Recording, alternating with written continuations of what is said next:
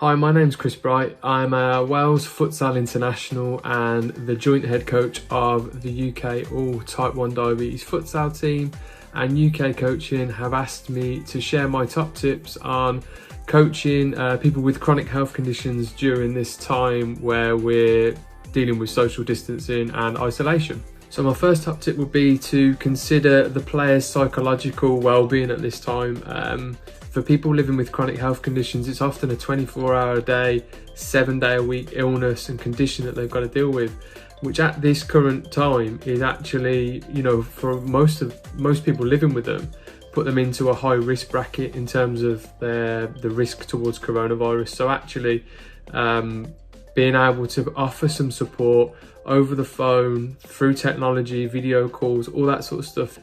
would be a really great use of any coach's time. Another tip that I'd give would be to maybe consider trying to support the player or athlete with the chronic health condition and their lifestyle. So can you help consider ways that they might be able to use different equipment, use the space that they have, and also thinking about what that kind of looks like for them, and nutrition, because obviously if you can support them with making other changes that will help them when they benefit coming back to the sport or the exercise, it's only going to enhance their performance, maybe their enjoyment, their understanding in other ways, which whilst we're in a difficult situation is going to be beneficial for the player. My next tip would be to also encourage players to keep in touch with each other on social media,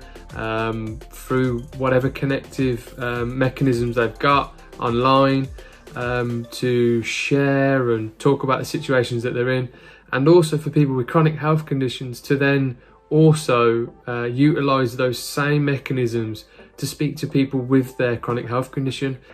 because it will help them also adapt to this same situation that we're all in currently. I think this tip goes for anybody involved in sport, but using this time to kind of refocus and evaluate where you are currently with maybe your goals and what you're trying to achieve out of your exercise, your sport, but also consider if there's anything you would change from a chronic health perspective in terms of the management of it. Has it gone well with the current regime? Are there any sort of chinks in what you're doing and things that keep causing you a problem? Can you analyse those now and think about maybe something else that you might try to overcome the obstacle within your sport or your exercise when you eventually get back to going back to normal? So using this period to evaluate and